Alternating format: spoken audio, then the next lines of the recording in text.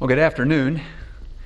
I also want to express my appreciation to the congregation here at Manford and for the eldership here, Bill and Kevin and Leon. I've grown to know and love them in many ways over the last several years, and thankful to have the opportunity and the privilege to be invited as a part of this workshop. I had the privilege of being here last year and hearing Ken Jones speak about the heart of leadership. And for me, I told Bill several times, it's worth the trip for me to hear Ken speak. And the lessons that he brought this morning, I think we can all agree that were just tremendous lessons and incredibly powerful because of how relevant they are to what we are dealing with today. So I appreciate Ken's lessons and appreciate the opportunity to be with you and share a few thoughts this afternoon as we talk more about leadership. I want to start by sharing a few statistics with you that highlight, if you will, the crisis that we're facing in the church today when it comes to leadership and leadership development.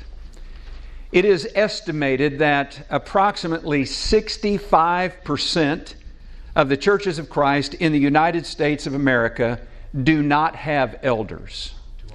We get outside of this country, that figure grows even more exponentially. But of the remaining approximately 35%, if you will, of those congregations, I think we could all attest to the fact that we don't have enough elders in them. In a conversation with Roy Johnson, who is the director of Lads to Leaders, a little over a year ago, he said of that remaining percentage of congregations that do have elders, half of those only have 2, which means that we're one death, one illness away from having no elders in those congregations. To add to the alarming nature of those statistics, this past January at the Vision Workshop at Sunset International Bible Institute, I got to sit down with Phil Sanders and interview him in a couple of different podcasts, and we talked a lot about church and we talked about leadership within the church. And one of the things he said to me that I thought was very frightening was that since 2006, there have been an average of about 85 congregations per year that are closing their doors. What that means is that in the last 14 years, almost 1,200 congregations no longer exist.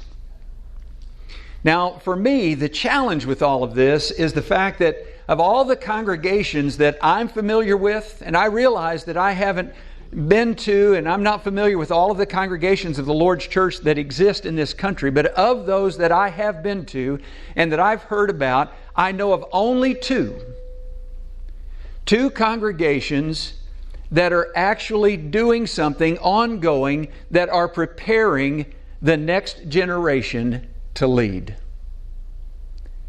What does that say for us as the church and the future of leadership within the church? It's been about a year ago that the Barna Research Group provided some information that was a result of a survey that they did with more than 15,000 people ages 18 to 35, that connected generation or the millennial generation as we would know them. And in that research, 82% of the people who took that survey said we are facing a leadership crisis. But what really baffled me was 40%. Almost 40% of those people said that the reason why we are facing a leadership crisis today is because the older generation is not allowing younger leaders to actually lead. I want you to think about that for just a moment. What does that say for what we're doing within the church today to prepare others to lead? Now, David Kinnaman, who is the president of Barna Research Group, made the statement that the connected generation that we're talking about, this millennial generation that we're surveyed, they are wanting the church to be a laboratory for leadership, not just spirituality. It's not that they do not want to be spiritual or to grow spiritually. They're looking for the church to provide them with the leadership development they need for life. And certainly when it comes to the church. And he went on to say this, if we're not making room for younger leaders today, they will not be around tomorrow. And that's really true. And we're experiencing that in the church today. Stephen Foster, who is the UK National Director of Alpha International, talks about the problem that we're facing is that in the church we're going up in age and we're going in or inward in focus. When we should be doing just the opposite. We should be going down in age and we should be going out in focus. And you know as well as I do that when you travel across this country and you visit congregations, it doesn't take long to recognize we're getting older. And not only are we going up in age, we are becoming much more inward in focus, trying to preserve and protect what little we have left. And we need to be intentional in going down in age and outward in focus. I cannot emphasize enough the crisis and the nature of the crisis that we face when it comes to leadership and leadership development. God has always required leadership. Whether we're talking the Old Testament or the New Testament, God has always required leadership of His people. And we can read through the Old Testament and we can find that there were good leaders and there were bad leaders. When we come into the New Testament, what we really learn is that God designed the church for there to be leadership. I mean, we turn to Ephesians chapter 4 and begin in verse 11, and we find that there were appointed apostles as well as prophets, evangelists, elders or pastors, teachers, for the equipping of the saints for the work of service to the building up of the body of Christ, until we all attain to a unity of the faith, to a knowledge of the Son of God, to a mature man, to the measure of the stature that belongs to the fullness of Christ. And so when we look at what Paul is trying to teach us in this letter, we find that God designed the church that there be leadership. The challenge for us is trying to determine what we are going to do to prepare the next generation to lead. If the eldership where you're at, if you have elders, if they were to die, God forbid, but if they were to dissolve and there was no leadership, who would fill their position? Now, I will be the first to tell you that this book right here that we hold in our hands is the greatest book on leadership that's ever been written. And it has a great deal to teach us about leadership and leadership development. Over the years, I've read a number of other books, and several of those have been very helpful in understanding much of what Scripture teaches us about leadership and leadership development. I always recommend, when I meet with congregations, I always recommend to them that they get, one of the books is Designed to Lead by Eric Geiger and Kevin Peck. The premise of the book is that the church was designed to lead and to prepare people to lead. Our lives exist in three arenas: home, world, and church. And that's it. Those are the three arenas that we live our life in. And the church is to be the place in which people learn how to lead, not only in the home, but as well in the world, and above all, in the church. And so they've created what they call the 3 C's. You need to have a conviction that that's what the church was designed to do, was to prepare and develop leaders. And then they suggest that we have to create a culture of leadership development. Now, over the years, I've studied a lot about culture, and culture is an interesting beast, because culture is what it is. And one culture differs from another, not just from one nation to another, but from one state to another, from one city to another, from one congregation to another. Cultures differ, but what's happened is that we have allowed the traditions of our past to become the culture within the church, and when tradition becomes the culture, it's almost impossible to change it. And don't misunderstand me, I think we need to be involved in evangelizing the world. But if we don't do something to address the leadership problem in the church, it won't matter how much we evangelize. We need leaders. And we need to create a culture that involves developing those leaders. And then they state we need to put in place the constructs to do that. The idea is we need to have the programs, the systems, the processes, everything that's going to help us to fulfill that development of a culture that fulfills that conviction of leadership development. The second book that I'd recommend to you is one that just came out this year by a gentleman named Mac Lake. And he wrote a book entitled The Multiplication Effect. And this particular book really is about the idea of how we are going to prepare leaders. And so he presents in that book some great suggestions on how leaders can be involved in developing and preparing others to lead. And so I would recommend both of those books.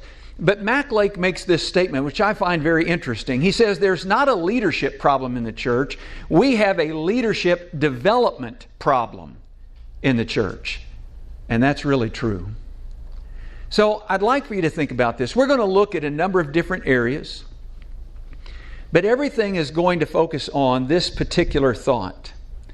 And what I'm talking about is the survival of the church tomorrow depends upon our preparing leaders today.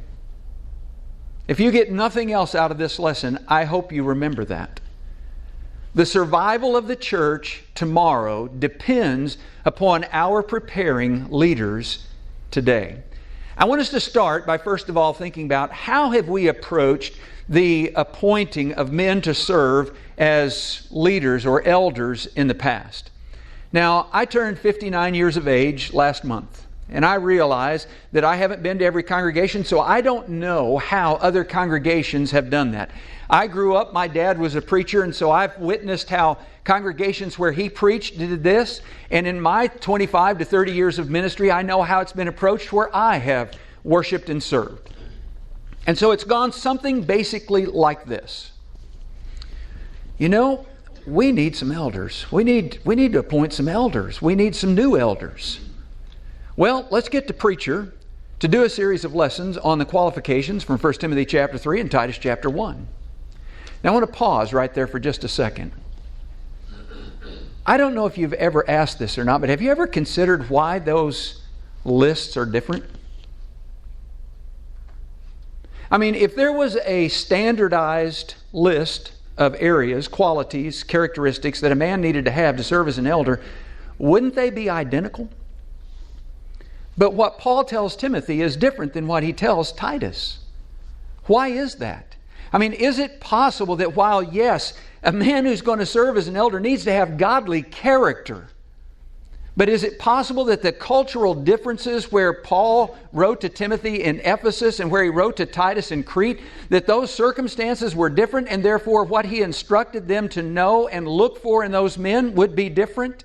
And if so, how does that affect the way that we approach it? Because what we tend to do is we don't consider the cultural context. We've just made a massively longer list of both sections of Scripture to where it's almost impossible to find anybody who's qualified to serve. Back to the way that we do this. We ask the preacher to do a series of lessons, and so he does maybe 4 weeks, maybe 5 weeks, and he goes through all those qualifications. And after he's done, we get up and we make an announcement to the congregation and say, we're looking to appoint some men as elders. And so what we'd like for you to do is follow, while it's not talking about elders, we go to Acts chapter 6 and we say, we'd like for you to look out from among yourselves. And we want you that if you see any men that meet the qualifications that have been preached over the last 4 or 5 weeks, then we'd like for you to submit their names. You can put them in a box at the back of the auditorium, or you can give them one to the elders, or you can give them to the preacher. And then after those names are submitted, we pull those names out, and we tend to go to the ones who received the most votes, if you will. And those men kind of rise to the surface, and we start going to them, and we sit down with them and say, look, some people have submitted your name to serve as an elder, and we'd like to know if you're willing to serve. And not every time, but generally it's about this point that I've heard people say things like, I'm just not qualified. What? I just don't have the desire. And that is the number one qualification. You got to have the desire. And I want to say, do we understand that correctly? You see, for me, I'm a little concerned when somebody says, I want to be an elder.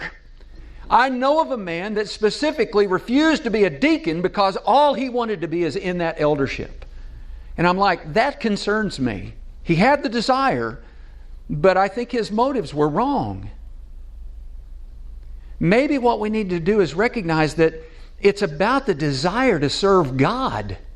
It's about the desire. We're aspiring to be who God wants us to be. And if an individual has lived their life and developed themselves to be a godly individual in the home, in the world, and in the church, and we see all of these things in their life, I just find it difficult to believe that he can disqualify himself by simply saying, I don't have the desire. Maybe what we need to do is rethink how we're approaching this thing and what we're doing. I met with a congregation through Zoom here recently, and what concerned me is when we were talking about some men in that congregation to serve as elders, what came up was the way the brethren were treating the previous elders they had. What are we doing when it comes to this position that is so needed in leadership within the church? And so let's say that we have 1, 2, maybe we're going to get 3 or more names of those who are willing to serve. And so we announced to the congregation, here's a list of names that were submitted, and these men have agreed to serve as an elder in the congregation. And what we'd like for you to do is to look over this list, and if you know of any reason why any one of these men should not serve, sounds kind of like a wedding, doesn't it? Speak now or forever hold your peace. We want you to put in writing the reasons why they're not qualified to serve. Sign your name to it. Do not submit it unless you put your name to it. And then we'll look at why they might not be qualified to serve. And if there is no objection, then on such and such Sunday, we're going to have a service. And at the end of that service, we're going to have a time in which we appoint these men to serve as elders. Now, pardon me, no training, no explanation or any kind of development in what that role and responsibility is going to be about and what they're going to do. We're just going to put them into a position of being a leader and for the purpose of making decisions for the entire congregation. Now, again, I don't know how it works for you, but does that sound somewhat about right in the way that we've approached this idea of how we appoint men to serve within the church?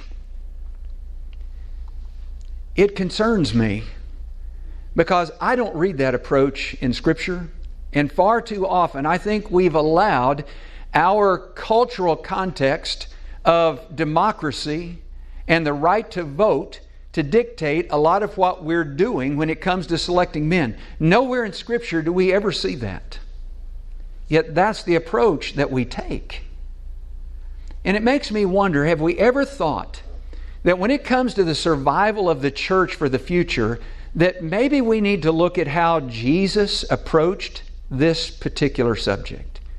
How did Jesus go about preparing the next generation leaders who are going to take over when He left this earth? What did Jesus do with these men that became the leaders that implemented the development and establishment of the church and continued to see it grow throughout the book of Acts? What we're going to find is there are really 5 areas that stand out that I think have great lessons for us when we take this approach today. The first is that Jesus invited these men to lead. When you talk about the 12 and even on one occasion the 70, Jesus invited them into this realm of learning to be leaders. And I can't help but think how much different it would be today if that's the approach that we took. If those congregations who had elders would say, look, we're inviting you. We want you to come into this arena of leadership and work with us. Secondly, Jesus then invested 3 years of His time, at least 3 years of His time, in developing those men, developing their faith, developing their character, developing their compassion for others. And again, I wonder how powerful it would be if we would invite people into this realm and then invest our time in them to develop their character, to develop their faith, and to develop their compassion for others. would we be willing to spend 3 years or 5 years? Would we be willing to spend that kind of time investing in those men to prepare them to lead? Third, what we find is that Jesus then instructed them in everything that they were going to need to know when it came to their leadership. And again, I think it comes back to that very same truth for us. It's not just that we've invited them into this, and not only are we investing time in them, but it's going to involve instructing them. We're instructing them in everything they need to know about how to lead God's people. Fourth, what Jesus did was He implemented this relationship building model.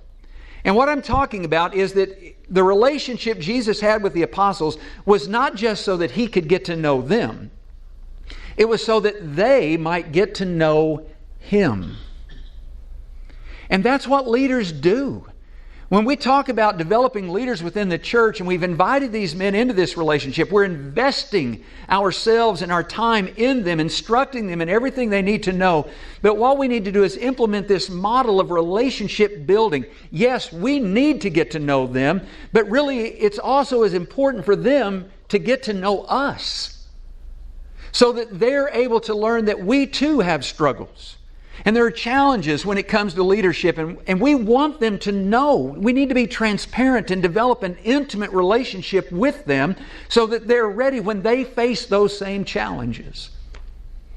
And then fifth, what Jesus did was intentionally structure their focus on spiritual growth and reproduction.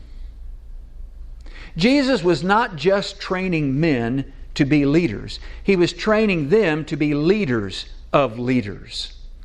He was training them to do the same thing. I mean, you remember the Great Commission.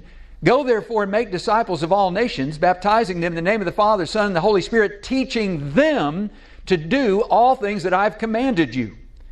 You see, Jesus was trying to prepare these men not just to be leaders, but to prepare others to do the same. And that's what it's going to take in the church today. We need to be involved in not just trying to say, okay, we need to develop some leaders and let's develop them. It's about multiplying them, preparing them to do the same thing with others.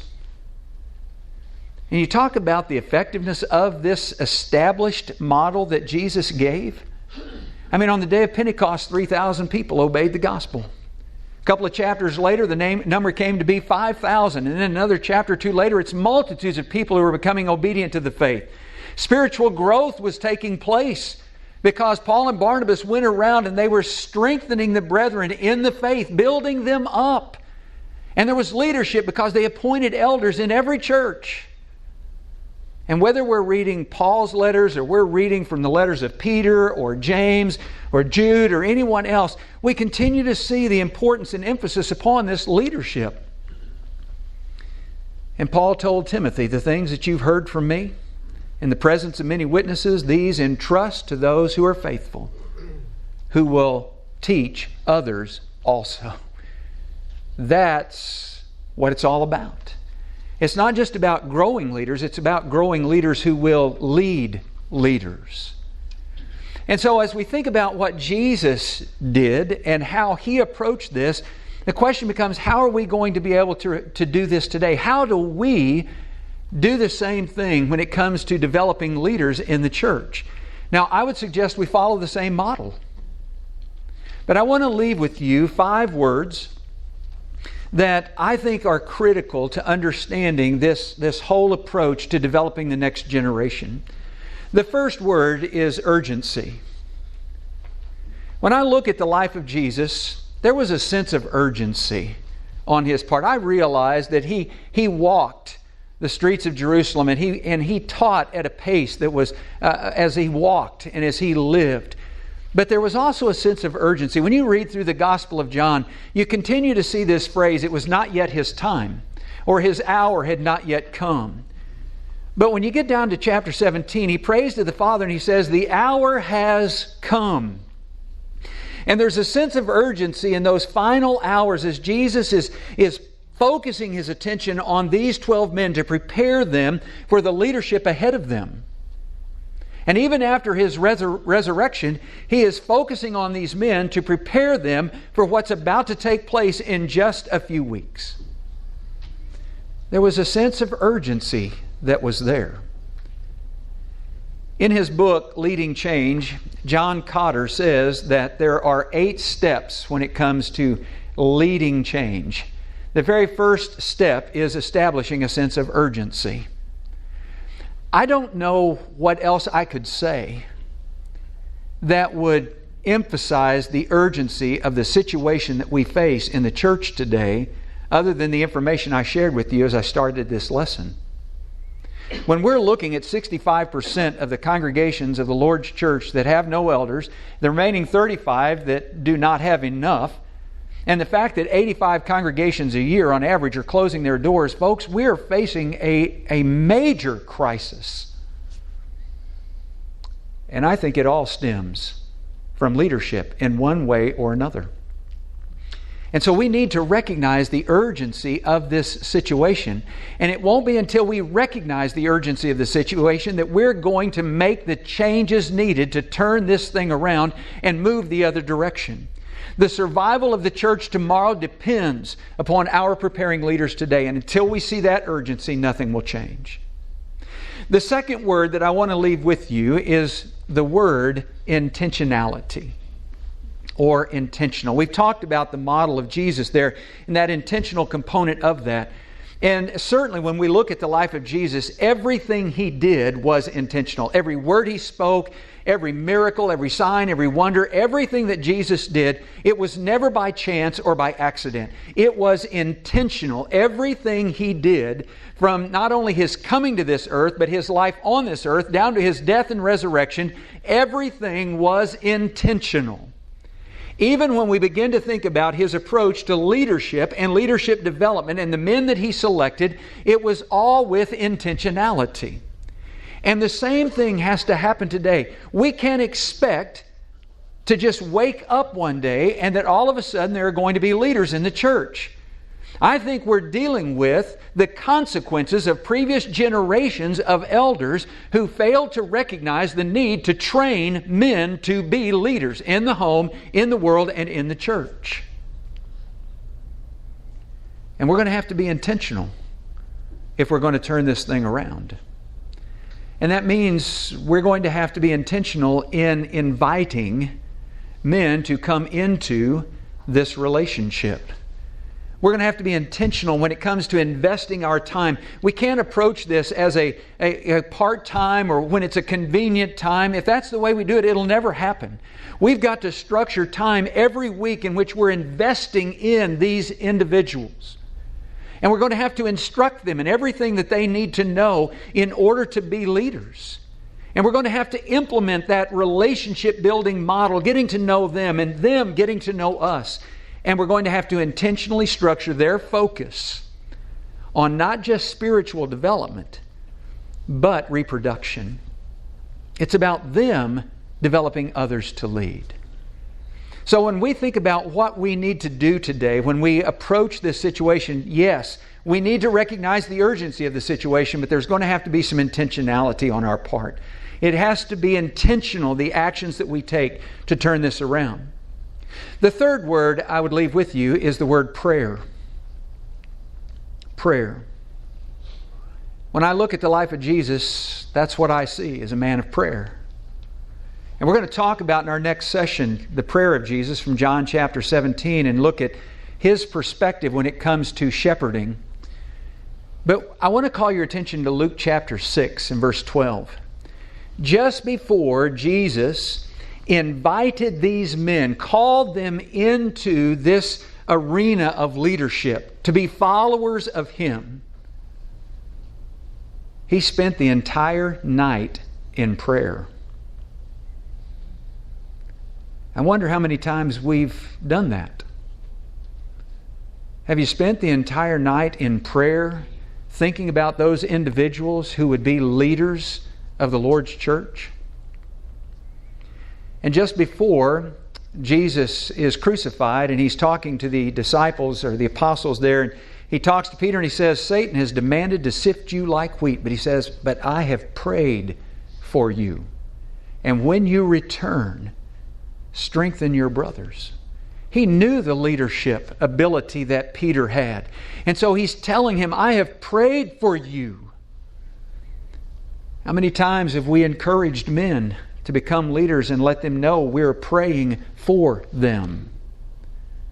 And someone may ask, well, why shouldn't prayer be at the start? Shouldn't you begin with prayer?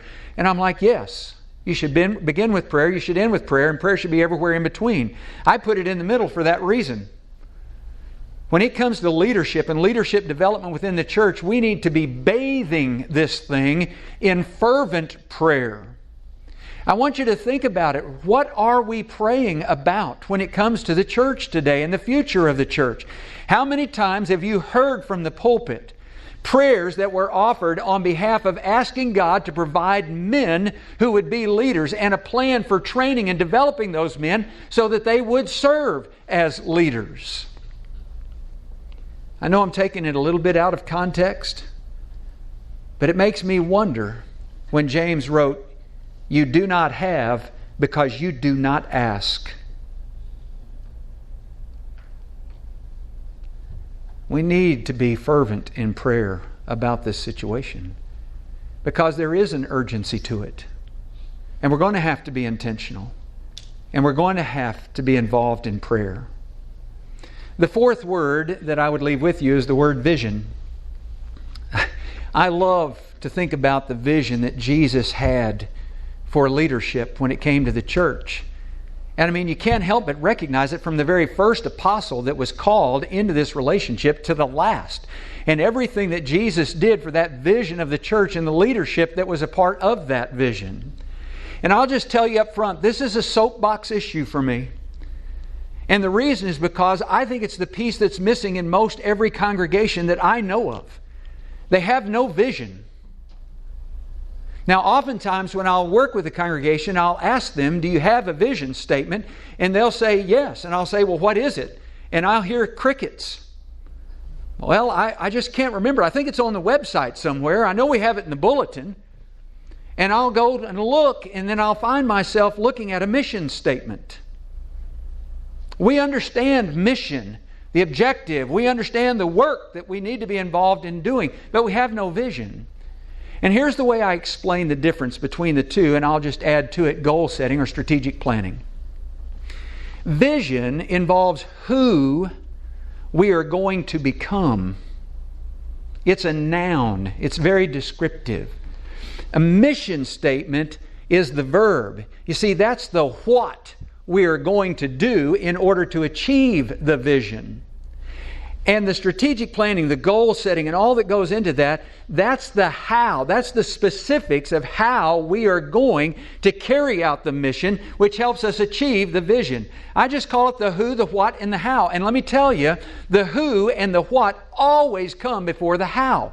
But what we've been doing for years is focusing on the how, when we don't know where we're going, let alone how we're going to get there. Now, I don't have near enough time to go into all the details of this idea of creating a vision. I urge you to read the book. I'm so thankful that the elders here were gracious enough to get a book so that everybody who attended this workshop would get a copy of the book. The first half of that book is all about vision and goal setting, strategic planning. And all this information is in that book. But I do want to leave you with this on the idea of vision. There are 5 reasons why vision is essential for the church. Number 1, and the primary reason why it is essential, is because it informs our decision making. I don't know how many decisions elders have to make in their tenure as serving as shepherds for a congregation, but I know they have to make a lot of decisions. And the challenging part is they struggle with how to make them. Should we do this? Should we not do this? Well, do we have enough money to do it? Who's going to do it? If a vision exists it is so much easier to make those decisions because you ask yourself, will this help us achieve our vision? If the answer is no, then you don't do it. If the answer is yes, then you begin to figure out how are we going to get the resources, how can we put the people in place, and how can we put our energy into achieving it, because it's going to help us achieve our vision. In addition to that, we also have the privilege of being able to look at what we've been doing in the church for the last 25, 50, or 75 years, and we can go through the same process. And we look at all of those programs and those projects and activities, and we ask ourselves, will this help us achieve our vision? If the answer is no, we need to cut it loose. I don't care if somebody's been working on that for 25 years. If it's not helping us move toward our vision, then it's taking up time, resources, and energy on things we should be doing that will help us achieve our vision. You see, it informs the way that we make decisions, and it simplifies that process greatly. Number 2, the reason why a vision is so essential to the church is because it will help us navigate change, because it challenges the status quo. Change is one of those words that we really don't like. We're very resistant to change. We try to stop change, and yet you and I know that over the last 9 months, that's all we've been experiencing is change. Change is going to happen. It's a part of the biological process of every breath that we breathe into our lungs. It's a part of the church. Change is happening. And what baffles me is we preach it every Sunday from the pulpit. We just call it something different. We call it repentance. And yet the very word means change. Doesn't it make sense that because change is so prevalent in our world and in the church today that we would want to navigate that change biblically? You see, it challenges the status quo. The idea of thinking that we can continue to do the same things in the same ways and that somehow we're going to get different results, you know what that is. I mean, that's insanity. It doesn't work. Now, I will be the first to tell you that the message doesn't ever change.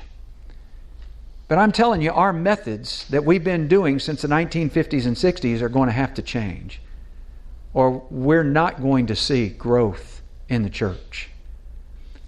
We need a vision because it helps us navigate change, and it challenges that status quo. Third reason why it is essential that we have this vision is because it promotes unity, focus, and motivation. When there is a vision, it promotes unity. If you want to bring people together and focus, then you got to have a vision, because now they know who they are going to become, and they're going to be united in achieving that. And it motivates them because they have purpose. That's what a vision does for them. It motivates them in their unity, in their focus, and in their motivation. The fourth reason why it is so essential that we have a vision is because it inspires us toward a just cause. I will just tell you, I would recommend anything Simon Sinek writes. Every book he's written, you can get on his website, you can get his blogs, you can listen to little snippets all over the place. I'm just telling you, he does an incredible job. In his latest book called The Infinite Game, he talks about this idea of a just cause. And in there, he defines a just cause as a specific vision of the future that does not yet exist, that is so appealing that people are willing to sacrifice in order to achieve it. It's been funny to me over the years to work with congregations to develop a vision for their congregation.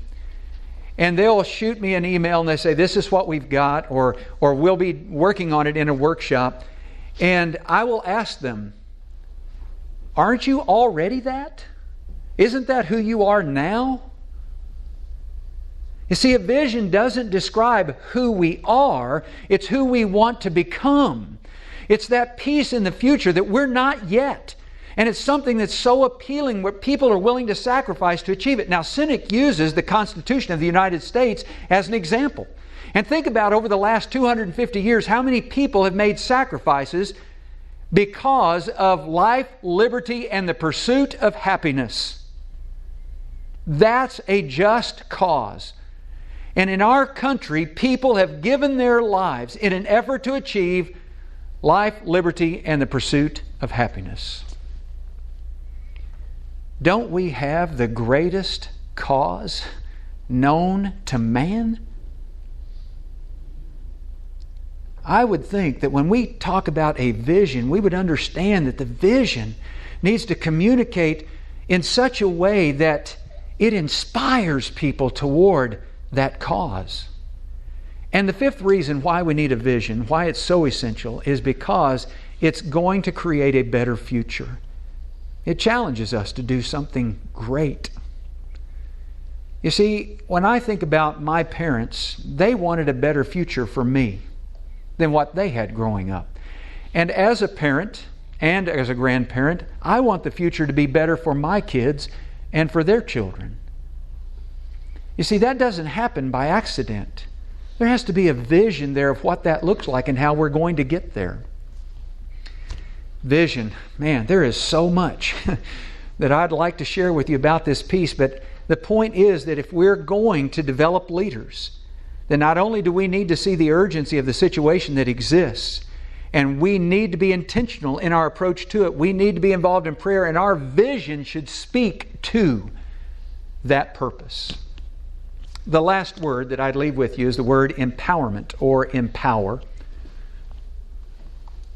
When I look at the way Jesus approached the disciples, it was interesting to see that whether we're talking about Mark chapter 10 or we talk about Luke chapter 10, Jesus empowered these individuals for the work that they were going out to do, the work they were going to achieve.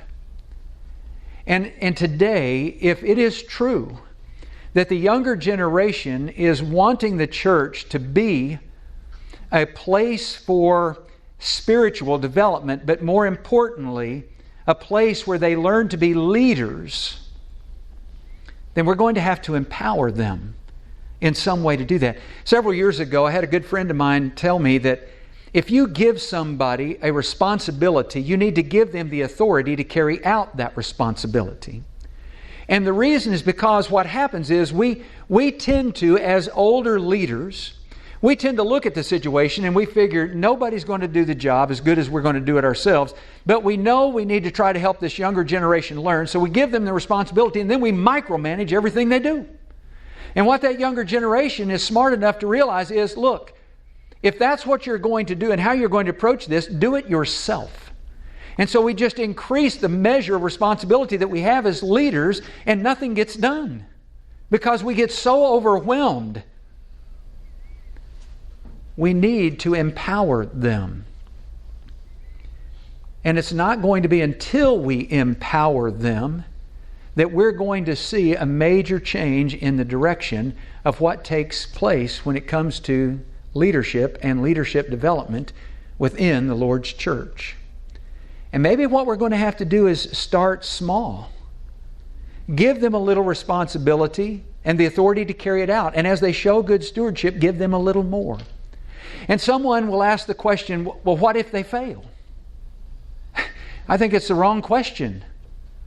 It's not about if, it's when. The question we need to be asking is, how are we going to respond when they fail? You see, we have to come alongside them. And we have to build them up, we have to pick them up, and we have to help them move forward and say, let's figure out what went wrong and how can we fix it? Because the end game is leadership. That's what we're trying to create here, is a leader for the future.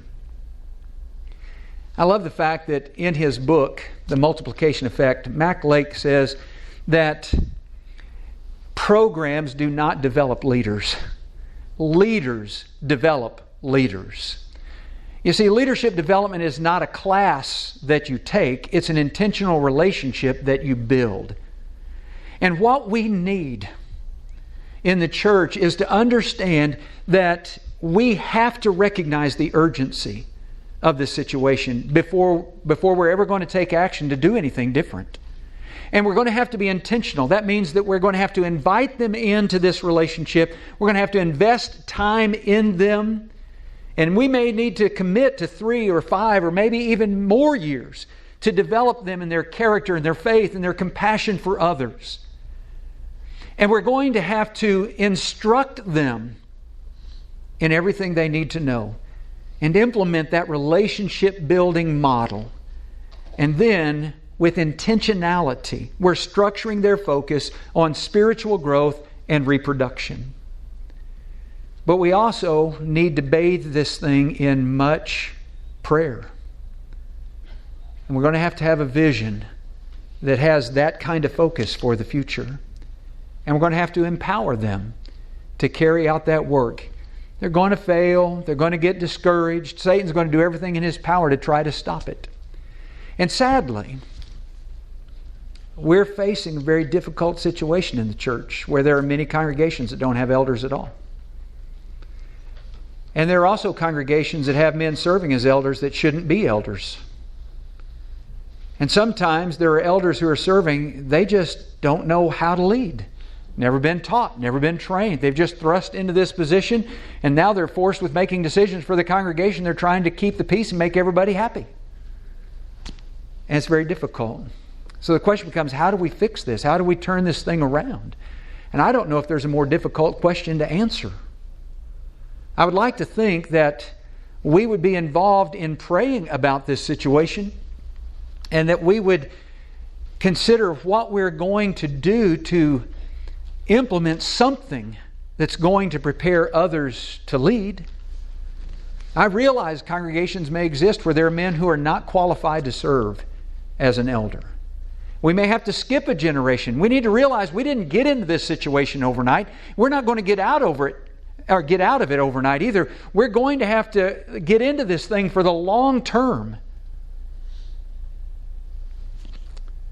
And I would say that what we need to do is have some events like this. I would like to see events like this in every single state in our country, and maybe multiple places in bigger states. But there should be a Beside Still Waters event taking place everywhere across this country where men can come in and they can be encouraged as leaders, they can be strengthened as leaders, they can be planning for the future of leaders. I would encourage you to go to the SALT website, salt.sunset.bible. Out there on the table, there are a number of business cards. You can pick up one of those cards. It's got all that information on it. That material out there is all free. Everything on the website's free. It's a resource for you. And on there, you will find SALT Talks and SALT Casts, and there are SALT lessons. There are more than 90 lessons that are designed for a Bible class format where you can be involved in ongoing leadership development training in your congregation. And they're free. Download them, use them. That's what they're there for. And there are books. I can't even begin to tell you how many books I've read in the last 15, 20 years on leadership and leadership development. And read. They're all going to be beneficial. Ultimately, we need to focus on what God has to say about that.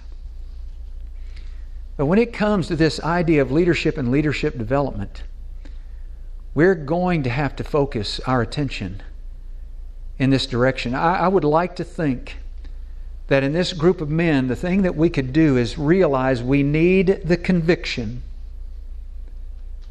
that the church is about and intended to be, designed to be, developing leaders.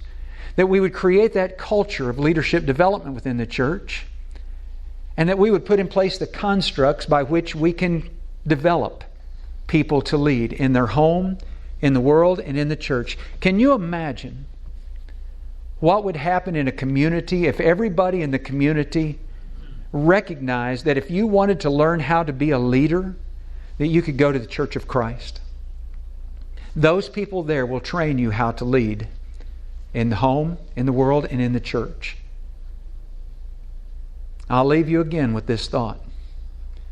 The survival of the church tomorrow depends upon our preparing leaders today.